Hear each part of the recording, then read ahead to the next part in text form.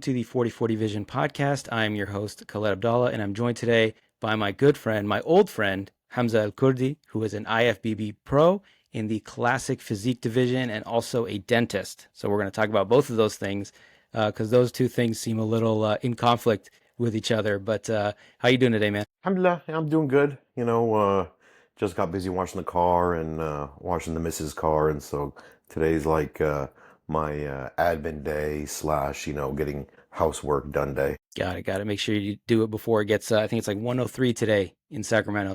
Make sure you get it in before the before the heat hits. Yeah. So I want to talk to you about your journey into bodybuilding, why you got started, some of the challenges that you're dealing with, some of the accomplishments you've had along the way.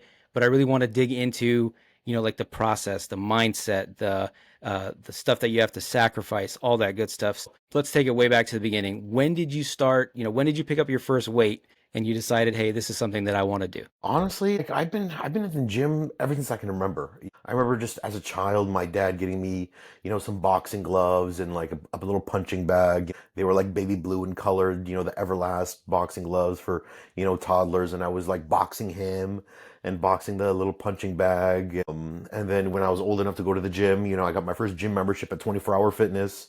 When it was 24-hour open, nowadays it's not. I guess they changed their Yeah. whole model since they sold the company or something. But yeah, ever since I can remember, coming from a sports background, you and we grew up playing soccer, right? In Santa Clara, playing PAL soccer in the PAL leagues. So I've always been relatively athletic, right? Athleticism and, weight training in the gym, I feel like coincide with one another and go hand in hand. And when did you start taking it like seriously before, when you were just a weekend warrior versus this is something that I'm going to pursue, professionally? Yeah, so I started competitively bodybuilding, right? Because I've always been in the gym, ever since I can remember. But training to compete ultimately, I started in 2017, Okay. and So that's quite a while. Yeah. yeah, quite a while. I did my first show in Reading, super random. But I did my first show and then caught the bug, and I couldn't stop. So what's been like the main difference between, just your traditional strength training versus the actual bodybuilding and competition aspect of it? hmm So, I mean, there's a huge difference between strength training and bodybuilding itself, right? Bodybuilding ultimately involves hypertrophy, right? Growing of the muscles, right? Whereas opposed to strength training, you're ultimately trying to move the weight from A to B, right? And that's why you see a lot of the strength, power lifters and some strongmen, right? They're not necessarily like the biggest, right? But they can move a lot of weight compared to their body weight, that is, right? And so that's just the major difference. Strength training focuses on building strength, which has to do with tendon strength, of course, muscle strength, overall, body strength, right, and body resilience, right, and managing fatigue in that area. Whereas opposed to bodybuilding, you're literally trying to just grow the muscle, right? Trying to hypertrophy the muscle ultimately, right? And Okay. so, yeah. Yeah, I definitely want to get into like the technical aspect of it because I know it is a very technical sport that's like highly specialized and stuff. But as far as being an IFBB pro, what does that entail? What is that process like to get into, actually the professional sport of bodybuilding? I mean, to be an IFBB pro, right? I mean, so initially, of course, you start off as an amateur, right? You do your regional shows, and you have to get first place in your class in order to be nationally qualified to do a national show, right? So it's kind of like a stepping stone, right? So you first start off as an amateur, you do a regional show, you get first place in your class, and then you get qualified to do a national show, which is the next step, next level up. And then the national show, you have to also win your class in order to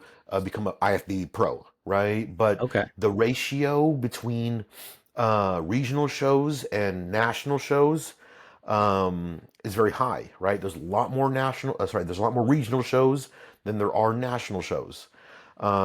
Typically, in the calendar year, you only get one, two, three, four, maybe five. There's only five shows in the calendar year throughout the whole United States Mm, that you can qualify to becoming a pro bodybuilder, got it. right? Got it. And within one of those shows, you have to get first place. Wow. Whereas Okay. opposed So to, I'm sorry, no, I was gonna say when. So when did that happen for you? When did you win that national show to become a professional? back in 2022. Yeah, so I became a pro in 22, and I became a pro at one of the most prestigious national shows out there. It's the USA National Championships in Las Vegas. And so, yeah, I decided to do that show because it was the most competitive show out of all the national shows. I ultimately wanted to become competitive as a bodybuilder, right? I just don't want the title per se. I want to actively be competitive in the field and in the sport. And so that's why I chose the hardest national show to do in order to make sure that I go against the toughest of guys and the most Hmm. competitive of guys and of the competitors. So that way I can really gauge how I would end up being ultimately on the pro circuit. Got it. So I want to understand a little bit more about the competitions and how things are divided. So when I was doing my research, I saw that there's different divisions. There's there's the classic physique, there's the open, there are some other ones. So what's the difference between classic physique versus some of the other divisions that are out there? Yeah. So, I mean, I kind of like to break it down, in the simplest forms, right? And I go based off of, explaining it in the way of what they ultimately wear or what we ultimately wear, like on stage, right? Okay. Our suits, right? So, prime example, so the first class, right? You have men's physique, right? And they wear the board shorts or the swimming trunks, Hmm. right? Okay. And that class they more likely it's kind of like it's the smallest class, right? Or the lowest class on the totem pole. And it's like they're just looking for the beach body look. Looking for a beach body. They don't necessarily judge legs, or any of the lower body. It's just all upper body, right? And they're looking for that, beach body look, right? The second class over, right, is classic physique, which is what I'm in. And classic physique, they wear the black boxer briefs, right? Or the black briefs. Um, and that class, they judge legs and they judge the upper body. But with that class, which is the class that I'm in, like I mentioned, um, it's more, that class is more tailored to a specific structure. Specifically the classic physique, the classic structure, like back what you saw in like the 70s and the 60s and the 80s, Yeah, like right? Arnold Schwarzenegger, Lou Ferrigno type, like the classic V shape, right? Exactly, right? Tiny waist, right? Broad shoulders, flaring quads, right? That's what they ultimately want. They're not necessarily looking for, the big mass monster, the big mules, that you see in some of the more seasoned pros or the open bodybuilders, which that division will end up getting to. Like this, the classic physique division, it's really tailored to someone's structure, and that's what they really focus on is someone's structure, given their ultimate genetics. So what are And then, what are the criteria for determining like because I mean obviously in like a weightlifting competition it's pretty straightforward. You lift more than the other guy. So what's the point scale? Like how's it determined that you're first, you're second, you're third? Like what do they is it clear or is it just kind of I mean I'm sure the sport's been around for a long time. I'm sure there's some kind of guidelines and bylaws that you're looking to follow. So what's that point structure like? yeah, I mean, of course, there's structure and there's guidelines that the judges follow and what everyone ends up knowing. But ultimately, it's a very subjective sport, right? So it depends on ultimately what the judges like, what they see in their eyes, what appeals to their eyes, right?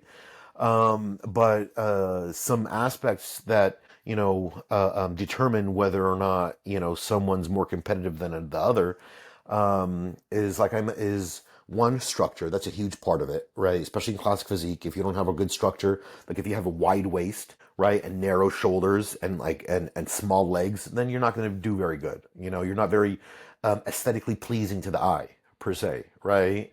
Um, but if you're someone with a tiny waist, broad shoulders, like that hourglass shape, right, then of course, you're going to end up, faring pretty well in the division. So structures, key, especially in my division. And then you have conditioning, which is pretty much how shredded you can get, how lean you can get. There's muscularity, of course, right? How muscular you are, given your structure, right? There's balance, right? And so they want to see your upper body balanced to your lower body. They want to see the left side of your body balanced with the right side of your body, right? Mm. So, you can't have one arm bigger than the other. You can't have, you can't be looking like a flamingo on stage with a big upper body and Sure. tiny little chopstick legs. You know what I mean? And then, so what else? You got muscularity, conditioning, structure, rotation also is a huge one. How you present yourself on stage, right? And this is something that I learned doing my past show. I did a show in at the end of May in Reno, the Legion Sports Fest, and one of the critiques that the judges gave me was my stage presentation. Right? They ultimately want to see Okay. you command the stage. They want to see you. They want to see you kind of like own the stage, command the stage. The judges want to feel your presence on stage, right? And you do this by ultimately, you know, being confident and acting confident, right, on stage, right? In any which way you feel comfortable doing. And so that's something I do got to work on as well. It was one of the critiques that I need to work on. And, um, and yeah, that's pretty much it. So, like you said, it does sound very subjective, but there are kind of guidelines in history that they probably go along to base their critique or their opinions on. Is there weight divisions in or weight classes in your division, or is it just everyone's in the same one? So in the amateur ranks, yeah, there are weight classes, right? Depending on your height, right? So everyone, depending on what your height is, you're given a weight cap. But as a pro, it's the open, so everyone's together. Whether you're 6'5" or you're 5'2", everyone's together. But then again, like I mentioned, everyone has a weight cap depending on their height, and so that makes things a little more fair, right? Like, for example, in this past show that I did, I was going against this guy from Brazil that was like 6'6", Hmm. and I'm 5'8", 5'9", right? This guy was 6'6", like 250, 260 pounds, like just shredded. And I look at him and I'm like, what are you doing? Like, what are you look like an ogre? Like, go to bodybuilding. Like, make this more competitive for like the other guys. You know what I mean? Yeah. I'm like, man, like go somewhere else. You're too big here. And he started laughing, and that's the beauty about bodybuilding too. Like, I've never met this guy in my life. He barely speaks a lip of English, right? But just joking around, and having that camaraderie with my fellow competitors is super cool because everyone ultimately knows, like, we all knew what we needed to do in order to get on stage. Everyone's suffering. It's not easy, right? It would probably be one of the hardest things that you can end up doing because it does take a lot of discipline and self power and self will, right? And willpower ultimately, Yeah, I right? definitely want to talk about that for sure. Like as we get into, competition season and your prep process. Good friend of mine, he's a former college football player, did one bodybuilding show, and he said, "I'll do 100 training camp practices before I do another bodybuilding show because of all the prep and the sacrifice that he had to do leading up to it." So, you and I are both Arab. We both come from, more conservative cultures and backgrounds. I don't think bodybuilding is, I know there's a lot of Arab bodybuilders. I don't want to say that, but I feel like culturally it might be looked at like kind of strange. So did you deal with that as you were trying to get, into the professional ranks? Did you deal with, maybe your folks or family being like, what are you doing out there? Yeah, yeah, no, absolutely. I mean, even growing up, like, just going to the gym, when I was, still in school, like my parents would always be like, no, go study, go get A's, and as long as you get A's, you can go to the gym. Once my grades start to slip, they'd be like, all right, no gym, go study, and so yeah, they saw how much I valued and I loved bodybuilding as a child growing up and weightlifting, right? But ultimately they did instill in me and remind me that, my education takes precedent over bodybuilding, right? Um, but ultimately, like, because I lived in Jordan, for like a year and a half. I did my freshman year of high school in Jordan. And so and I always go back. I go back maybe like every other year, if not every year, right? And the Jordan is littered with gyms. Everyone bodybuilds, right? And everyone in the Middle East bodybuilds, right? And that's just because they don't have the same distractions over there that we do over here, right? And so what do they fill their time with? The gym. Everyone's obsessed with the gym over there. And when you go over there, like, man, it is nuts. Like everyone is really obsessed with bodybuilding. Like bodybuilding is not the same, is not viewed the same as it is over here in the United States. Because over there, we don't have, American football, we don't have baseball, we don't have basketball. Yeah, we have soccer, right? But we're not very That's good it at though. it. Yeah, literally, right? And we have bodybuilding. We have soccer and bodybuilding. That's it. And so people really, and especially dudes, really preoccupy their time with bodybuilding. And you see coming out of the Middle East, especially nowadays, since social media has become more prevalent, and because it has connected people from different parts of the world very readily and very easily, right? I can access and talk to someone in China. I can talk to someone in Saudi. I can talk to someone in Brazil very easily just by picking up my phone and messaging them on Instagram, or Facebook or whatever, right? And so the access to people whom I would have never have met is very easy. And so that's why ultimately bodybuilding in the Middle East is looked at as and respected as a sport a lot more and appreciated a lot more than it is over here in the United States. Yeah, that's really interesting. I mean, as I kind of got into the strength training like algorithm, and of course, following you and doing a little bit of research, I started getting fed like, different bodybuilders. I saw a lot of guys from Egypt, Mhm. from the UAE. So I was like, okay, like I didn't realize that this was, I knew it was obviously a national or international sport, but I didn't realize that it had taken such root, in Arab countries where I wouldn't have thought that something like this would be so popular. What are some of like, you think some of like the misconceptions people have about bodybuilding, especially, if someone's a little more skeptical of it as a sport? So misconceptions about it. I would say probably one of the number one misconception about it is that um, you don't necessarily have to work hard, in order to, step on stage or to attain a physique. A lot of people think, it's a very taboo sport in regards to the drug aspect, just being upfront with you and being Yeah. blank, being transparent. A lot of people think that, just taking a PED, which stands for a performance enhancing drug, they can just, mess around and do whatever they want. But, the PED aspect of the sport is just one of, many things that you need to dial in order to be competitive. You can't just take a pill or do something and go F off and not know what you're doing and not be focused on the ultimate goal, which is ultimately growing your body and being the best version of yourself that you need to be. Hmm. And so, yeah, I think that comment, that's the biggest common misconception is just the fact that people think that it's easy because all they got to do is just take a drug and they can step on stage and be competitive, but that's not the case. That's crazy to me that Hmm. someone would think that it's that simple. Like maybe they apply the same logic when it comes to like baseball, and they're like, oh yeah, it's just they just throw a needle in their butt and they're able to hit home runs, like as if it's that easy. I would never have thought that that is the misconception. I thought maybe it'd be like people think it's unhealthy or it's too rigid, whatever it might be. But I never would have thought somebody would be like, oh yeah, that whatever you're doing uh, looks easy. So the other day you posted Hmm. something that I thought was really interesting. You posted it was two shots of your back, and you said I think it was off season versus competition season, and I think the body fat percentage was like 5% versus 2%. And then I honestly didn't know you could get down to 2% body fat, so that's incredible that you're able to do that.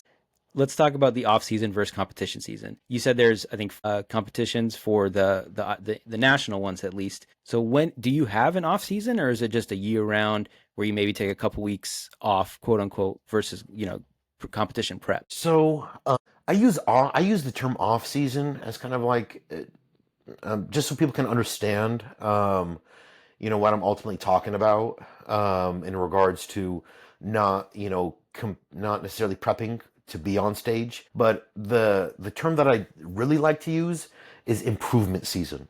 So yeah, technically, there is a time where I don't necessarily, I'm not necessarily like cutting weight per se, but the time that I'm in right now is that I'm gaining weight in order to gain muscle, right? Lean tissue. And so it'll end up setting me up to have a better on season, right? To have a better competition prep season, right? Mhm. But so now the season that I'm in is technically the improvement season. So I'm just improving. And so, yeah, um, I typically do only like one or two shows a year, right? And that's just until I become competitive enough to, potentially do more, right? Because there's really no reason to be competitive, or there's no reason to be doing more than one show if you're not necessarily competitive, right? I mean, that's just, a lot of money spent, a lot of time, a lot of energy, having to take time off of work, and so that's even just more time and more money lost. And so, yeah, right now technically I'm in an off season, right, quote unquote.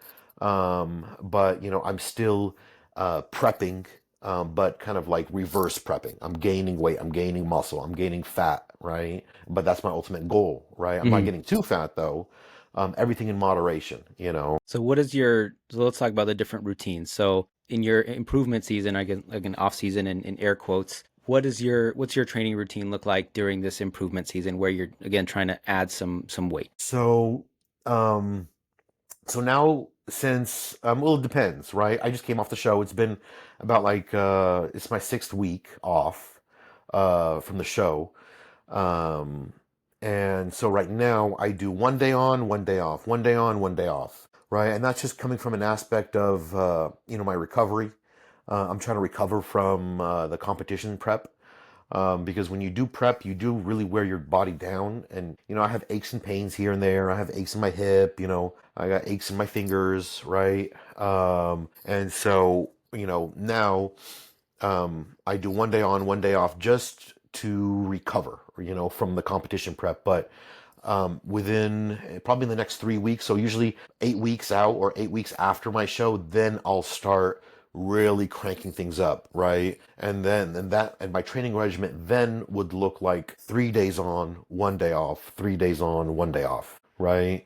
Mhm. And so that's what my split now is: one day on, one day off, one day on, one day off. So how carefully are you watching your diet in this space at this time? Obviously, we'll talk about competition prep and what that looks like, but at this time, how closely are you watching, your supplements, your diet, and all that stuff? I would say like right now I'm like a 90-10, right? So 90% of the food I eat is clean, 10% is like dirty, right? I mean, and the 10% ultimately entails me like I'll have a cookie, I'll have an Itsit, I love Itsits, right? Especially Bay Area classic right there. oh yeah, right. I'll go over to my mom's house and my mom wants to, feed me her sweets. She'll make sweets and I'll make, some Arabic sweets and I'll eat some Arabic sweets. Today, like for example, it's my friend's birthday, and so we want to go to this new pizza place. I'm gonna have a pizza today. Of course, I'm not gonna overindulge, right? Because I still have to eat my meals, right? I eat like 6 meals a day. And so that meal that I'll end up eating for pizza, like pizza, it'll just end up substituting one of my meals that I currently eat today, right? But all my other meals, I'll stay on top of them. I mean, honestly, I haven't missed a meal in like probably like 4 years, to tell you the truth. Like I eat all my meals every day because ultimately food is fuel. That's the way I view it.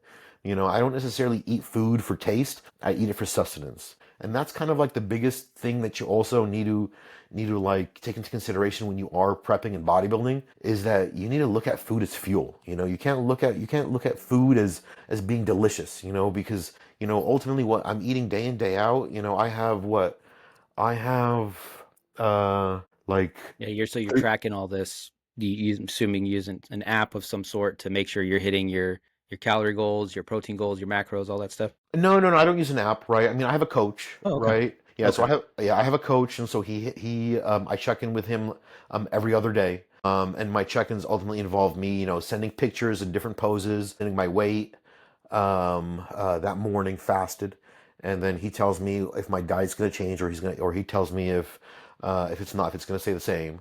But yeah, I mean, I eat like what, two, three. I eat like three chicken meals a day with rice, and then I eat one beef or slash steak meal with rice, and then I have like cream of rice with some protein shakes and and stuff like that, right? But yeah, it's like 6 meals a day, every day. So yeah, I mean that makes sense, right? If you're especially if you're trying to put on the weight, you need to fuel your body with the right stuff. Before we get into competition, I actually want to talk about your day job a little bit and what it's like being a bodybuilding dentist. Like, what are some of the reactions that you've had? Maybe you have a new patient, they don't really know what you look like. Maybe they just seen your headshot, and then you walk in. I assume you're in scrubs of some kind, and do they just like, hey, am I in the right place, kind of thing? Yeah, yeah, it's funny actually too, because I mean, I get a lot of patients when I first meet them for the first time. They look at me, they're like, man, you're big. It's like, how many times do you go to the gym? And I always joke around. I was like, I don't go to the gym. I just pull teeth all day. And they die laughing, right? A huge part of me kind of like joking around with my patients is the fact that, about like 90%, 95% of the population, I genuinely believe have some sort of anxiety associated with dentistry, right? Absolutely. Yeah. Right. I mean, that's just the hard truth, and I've come to terms with that. I mean, I'm okay with that. It's not like they have anything against me. It's just that they may have had a bad experience in the past, and that's reflective of what their attitude is towards dentistry when they come see me, right? And so, kind of like breaking the ice and going in there and cracking a couple jokes, making them laugh, lightening up the mood, really helps them change their viewpoint of dentistry, their viewpoint of our profession, and it lightens up the mood. You know what I mean? Because a lot of the time, patients, come and people come to see the dentist when they're in pain. Yeah, And for so sure. if I can, lighten the mood and potentially change someone's, viewpoint of dentistry, that's just a win in my book. Yeah.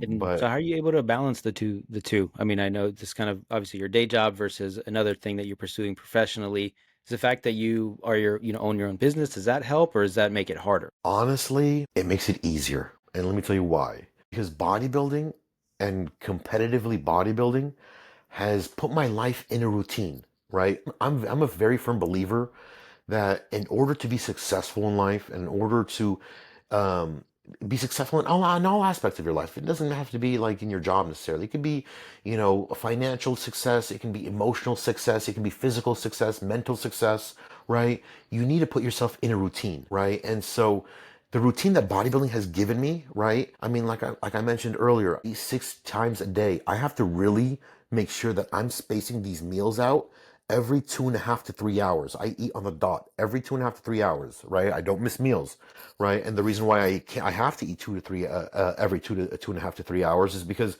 if I don't and I miss, it's gonna start encroaching on the time allotted to the next meal, right? And so having this routine, having my meal plan routine, having my training regimen routine, there's a specific time of the day that I train. There's a specific time of the day that I do cardio. It allowed me to plug and play everything else around my life, including my job, including my family, right, in those little slots of my day, ultimately, right, and which has allowed me to create a ultimate routine that doesn't distract me from what I'm ultimately trying to achieve, which is financial success, which is emotional success, physical success, mental success, right? And so, if it wasn't for bodybuilding, I don't think I would be, as successful as I am today, and I don't believe I would be as mature as I am today. I don't believe I'd be as, physically strong and as big as I am today. Oh, and that's just because, like I mentioned, everything is in a routine, and I don't deviate from my routine. Hmm. Everything is set the way it is, and it's ultimately it's honestly kind of like saved me in a way. Especially given this day and age when we have a lot of distractions, from social media and things that entice us to do things that we're not supposed to do necessarily. Yeah, absolutely. Are you familiar with the big rocks metaphor? No. Like the big rocks in the bucket. So it's like the idea of if you had a jar or a bucket and you filled it, say, with sand first, you wouldn't have room for anything else. But if you fill it with big rocks, then you can fill it with, there's still holes, so you can fill it with small rocks. And then you can fill it with sand, and then you can fill it with water. So if you prioritize the big rocks first, then you have room for everything else and you can kind of make it work. And it sounds like to me, the bodybuilding, that's your big rock. And that's what is allows you to fit everything else around it. And personally, I thought it was the other way around. I thought it was like your dentistry came first. I mean, obviously it's your profession, But I thought that's what gave you the structure, and then you fit the bodybuilding around it. But it sounds like it's the other way around. Yeah, it's the other way around, and that's just because there's bodybuilding is a lot more in the day that I do for bodybuilding than I do for dentistry. You know, and that's why it's not like bodybuilding takes precedent over dentistry over Yeah, my career. No, sure. right? I mean, dentistry is my bread and butter. It's what I love to do. It's my first love, pretty much, right? My second love is bodybuilding. That's awesome. It's awesome. I'm glad we talked about that because I was wondering where things fit in and all that. So let's talk about competition prep. So you talked about your 3 days on, 1 day off was your in your quote unquote improvement season. You're eating 6 meals a day. You're really watching that. How far ahead of a competition are you officially in prep mode, and what does that look like from a training and like nutrition perspective? I usually do like a 16-week prep, so like 4 months, right? And what does change? Food, of course, food intake changed drastically, right? Activity increases, so I may end up working in some more cardio. So yeah, food decreases, activity increases, um, but training split stays the same. Recovery stays the same. Recovery modalities, stay the same. Um, but yeah, I mean, I would just say it's uh, the training and the food. So you mentioned you had a coach and you check in with him every other day. So is he determining like your lifting routine and things like that on a daily basis, or is it like, a week or two? Is he telling you what muscle groups to target, things like that? Like how does that aspect work? No, he doesn't really manage my training. Only because I'm pretty mature to know what I need to train or know how to train, right? So he doesn't handle my training regimen. He does only the only things he handles is my food, right? My diet, my supplementations, my recovery.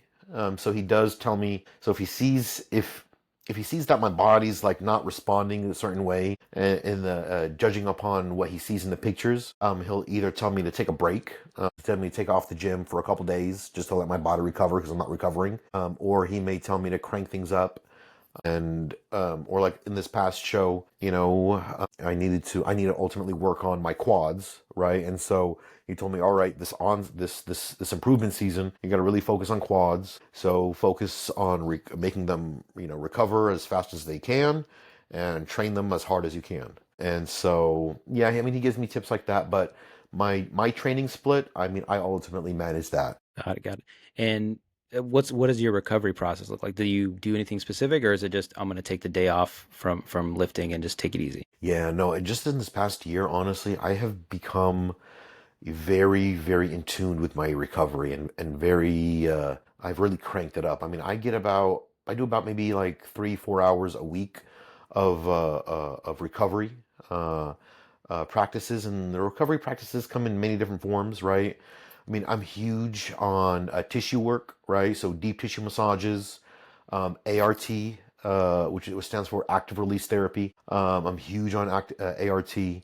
Um, I'm huge on Epsom salt baths. I love Epsom salt baths.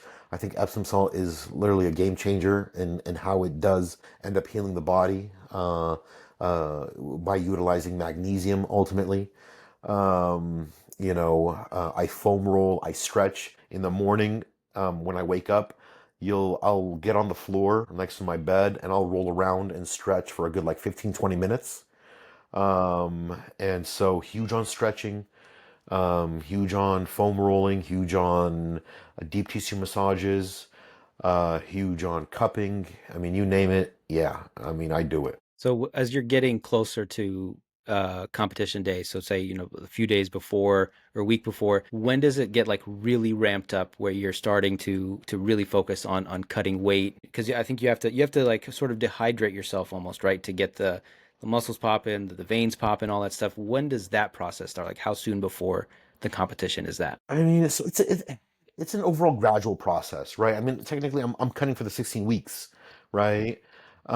Maybe within the first like 4 to 6 weeks, I'm potentially just recompositioning my body, like recomping. So recompositioning my body. ultimately trying to remove as much, as much subcutaneous water, right, and as much fat that I can, right? And then once I get to kind of like a lean state, right, I call it maybe kind of like the kind of like like a lean fat state, right? I still have a little fat on me, and I'll go into really like starting to cut weight, but but yeah, I mean, it's an overall gradual process. It's not like I'm gonna lose like 10 pounds in a week or 20 pounds in a week. Like I'll lose, I typically I go over my stage weight probably around like 20 to 30 pounds. And then, within the 16 weeks, you'll see me drastically reduce the 20 to 30 pounds down to, my stage weight. But yeah, it's a gradual process. And I always say, a healthy, a healthy mark and yeah, healthy mark and weight and an amount of weight that you lose a week would be 2 to 3 pounds a week. If you're losing 2 to 3 pounds a week, that's pretty healthy. That's pretty good. Hmm. Because if you lose any more, I believe you're starting to tap into muscle. You're starting to burn muscle, and that's what you don't want to Got it. do, Yeah. right? Because the whole purpose of bodybuilding is to retain as much muscle as you can, but shed as much fat that you can, right? And depending on how you do that, you got to be careful because if you push yourself too hard to the point where you're stressing your body out, you're not by ultimately not recovering, not letting your body recover, not feeding your body, right? Your body ends up releasing cortisol, which is a catabolic hormone that your body releases. And once your body releases cortisol in a certain amount, then you start to tap into muscle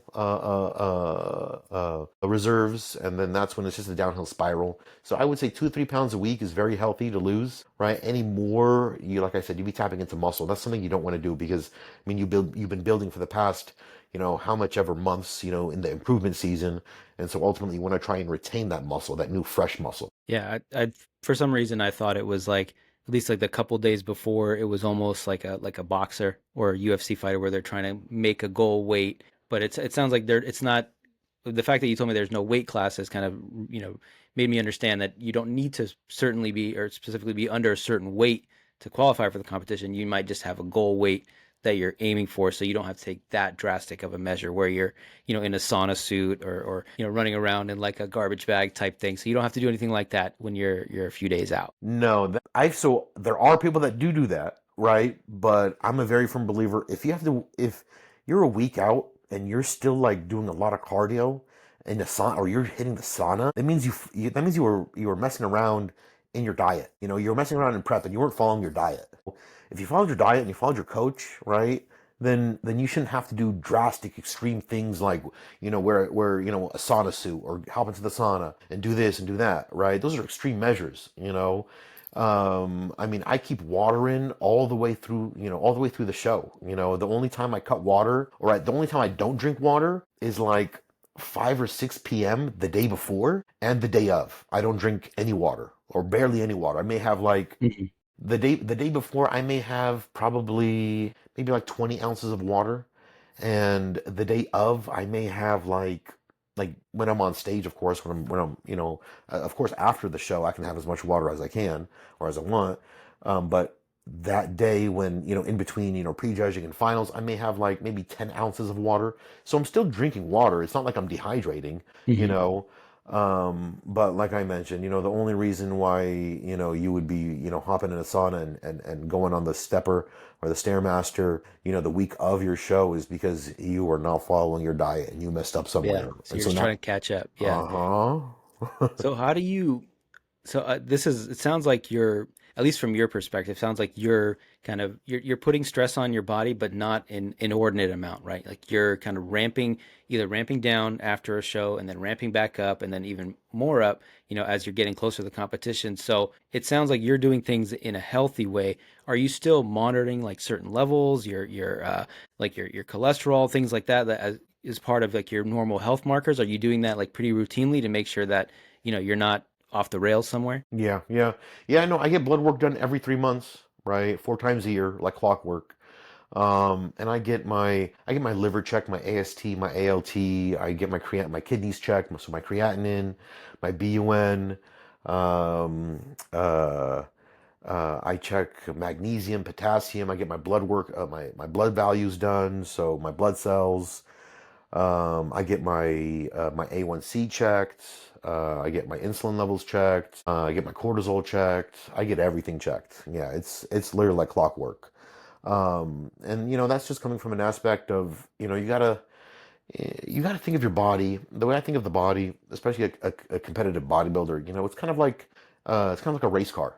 You know, with race cars, they push those cars. They're just really flying through them, really just grinding gears and revving the engine as fast and as high as they can, right? And so, but after the race, you gotta make sure that your fluids are right. You gotta make sure your internals are right. You gotta make sure nothing broke. Very similar to a bodybuilder. You gotta make sure everything is functioning properly, because once your organs such as your liver, which clean your blood, and your kidneys, which filter your blood and remove waste, if those are not functioning properly, then you're not gonna look good on stage. You're not gonna be able to really maximize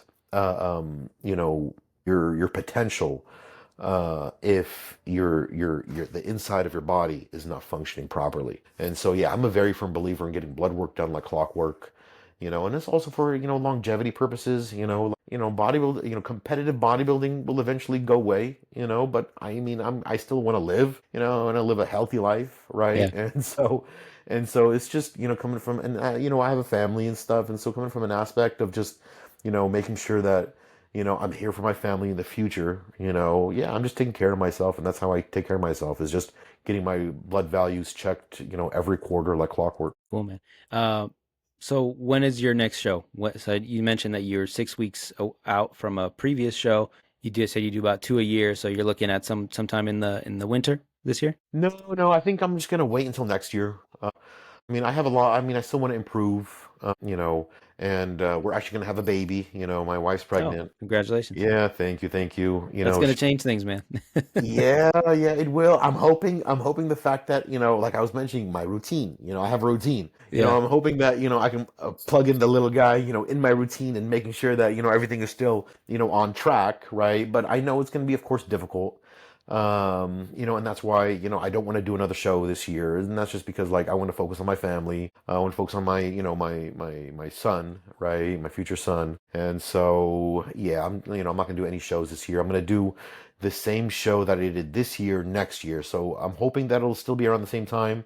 So at the end of May, in Reno again. And so, yeah, it's just improvement season for now, focusing on my family, and because ultimately that's a huge part of it, is just having balance too. You can't have your whole life revolve around, competitive bodybuilding, because competitive bodybuilding, you can be pretty selfish, and so just having that balance with family time, and going out to eat, and taking the missus out to eat, and showing her that, yeah, we struggled a little bit, or I struggled a little bit not eating, not taking you out during, when I did have prep for those 4 weeks, but now it's, I get that chance to, treat you. I get that chance to treat myself, and be a little lax with the diet. We'll buy some cookies here and there from Costco.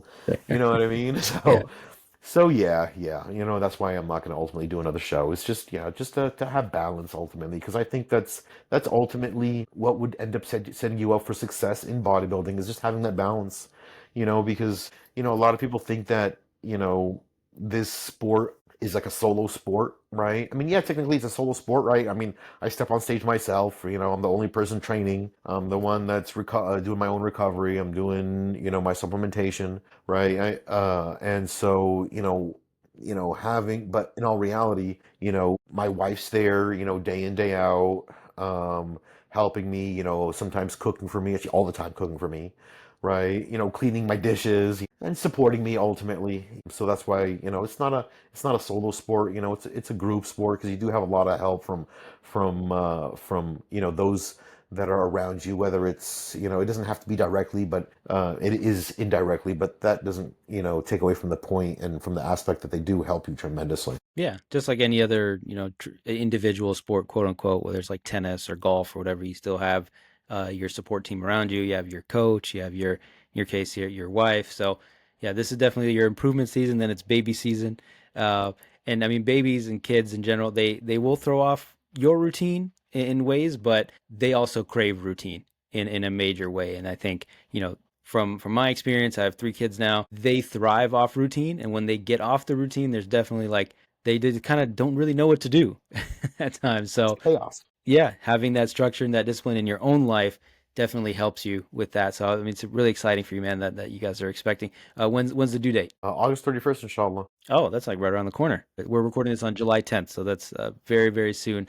So inshallah everything goes well. So I was excited to ask you when your next show was, so I could come out. But it sounds like we'll have to wait till May. But where can folks follow your journey? I know you're pretty active on Instagram, especially. But where can folks follow you and see the work that you're doing and the work that you're putting in? Yeah, I mean, Instagram is going to be your best bet. You can find me on, Instagram, which is my Instagram handle is Kurdy underscore DDS underscore IFBB Pro. And Got to make that's sure where I to have the usually, DDS in there. yeah, exactly, right? And I want to get more into YouTube, but it's at this time with my practice and bodybuilding, and now I have the baby. YouTube. If I don't have someone recording me and editing and doing the editing, I probably wouldn't really be able to do it. I mean, I don't know how you do it. It's It's a it's tough tough. game. Yeah. It is. It is. It takes. You need to spend and invest a lot of time for sure. Yeah, I get the benefit. I'm recording in my house, so I can, it's a little bit easier to edit. If you're, at a gym or whatever, it's definitely a lot harder to get all that stuff, the recording, taping, all that stuff. It's fun though. So if you do pursue it, I definitely think you'll enjoy it. Oh yeah, yeah, yeah. No, I heard plenty of great things about it, but I mean, like I said, man, it's time consuming for sure. Yeah. Cool, man. Well, I appreciate you. Good luck with everything. Hopefully everything goes well with the baby, and good luck in your, again, quote unquote off season, improvement season. And definitely next year. Let me know when your next show is. It'd be awesome to come out and see you. Khalas, smash. I'll keep you posted. Appreciate you, man. Habibi, yalla.